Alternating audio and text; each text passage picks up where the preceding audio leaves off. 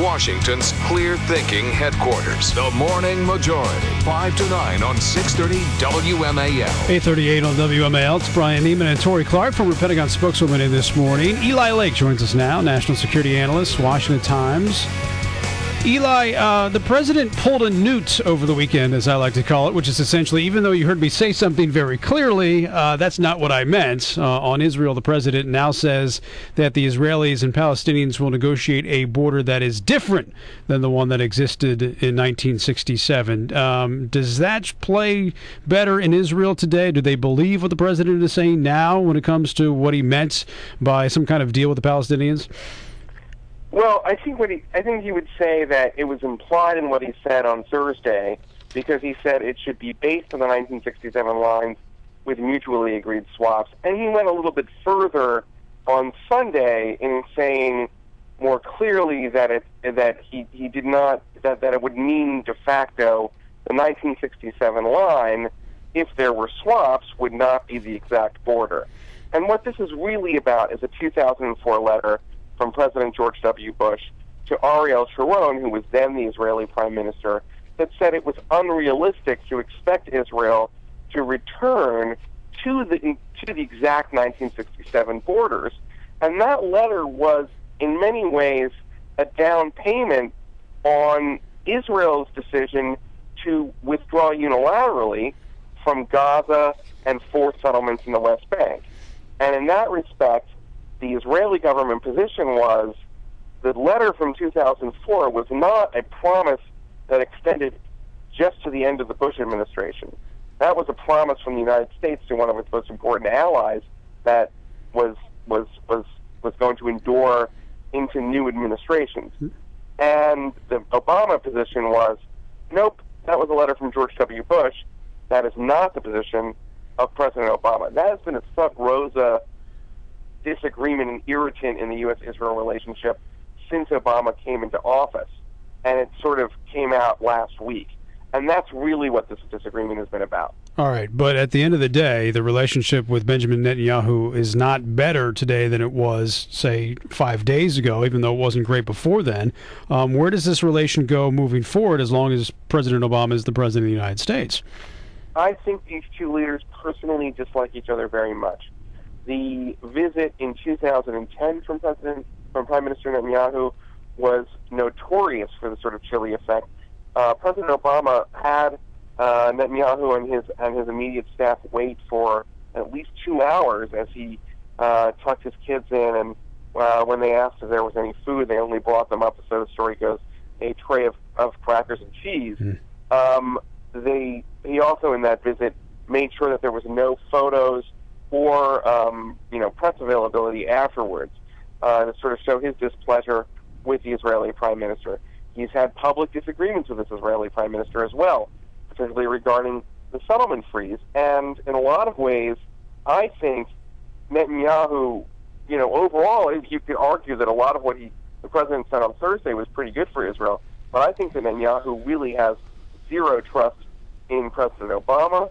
And I think President Obama has zero trust in Prime Minister Netanyahu, and that's what came across this weekend. So, Eli, let me ask you something. Somebody this weekend who follows this administration very closely, and I would consider a supporter of the administration, said, look, the president was looking at this in the broader context of the Middle East and thinking that we, the United States, need to be more balanced, Arabs versus Israelis, etc. And at the end of the day, we think that Israel needs us more than we need them. Do you think that's a valid point? Well, I mean, objectively, the United States is the superpower, the world's most powerful country. Every country needs the United States more than the United States needs them. And issues that are existential for Israel are not existential for the United States. And so I think that's true. But I think that there was something else that's going on here. I think the Israelis view the current situation in the Middle East as they are much further away from peace. They're in a situation where the partner who was negotiating with the prior Prime Minister Ehud Olmert has cut a deal with Hamas, an organization that bin Laden said is like Israel's Al-Qaeda. They're much further away from cutting a deal. Their closest Arab partner in some ways in Egypt, the first Arab country to cut peace with them, that government just fell. nobody knows who's going to replace that government, and the people who replace Hosni Mubarak could end up just, saying that they don't want the peace deal anymore. So from Israel's perspective, and it's not just the Likud party, it's not just Benjamin Netanyahu, it's the country at this point. They're saying, is this the right time to start talking about what a peace deal is going to look like?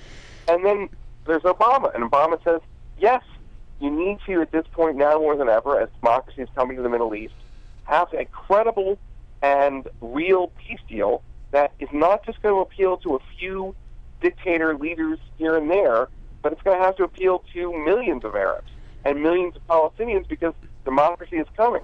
And so in that sense, I think that there's a fundamental disagreement between the way the Israelis view things and then the way that this White House views things. All right, let me shift to Libya real quick. We all kind of talk about the War Powers Act. It's obviously not going to make that big of a difference. But where do we stand right now in Libya? What's going on in that country?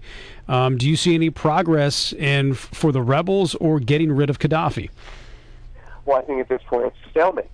And it's a stalemate because you've got an Arab war and rebel forces that are just trying to get up to speed, and it's going to drag out if it hasn't already. And don't hold me to this, past that 60-day deadline that was originally imposed. And you have a very interesting argument legally, which is that this is an administration that, when they were campaigning for the presidency, certainly made it seem as if they agreed with a kind of liberal critique of the Bush administration regarding the powers, the wartime powers of the executive. And the general counsel for the State Department, a man named Harold Coe, who was a huge, huge critic of the Bush administration, recently had to give a speech where he said, this is not really the same as a war that needs congressional approval because it's only air power. And that argument is only, I think, going to work for the other loyals of the State Department, because I don't think Congress was impressed by that. I don't think the president's liberal base is impressed by that. And I certainly don't think that former Bush administration officials will take much comfort in that, knowing that this guy is literally the same guy who said that they were abrogating the Constitution by going forward with many things in the war on terrorism. When you were saying that, Tori was shaking her head saying, yes, we've heard that criticism before. Hey, Eli, good to have you on the program as always. We appreciate your time. Thank you. Eli Lake, National Security Analyst in the Washington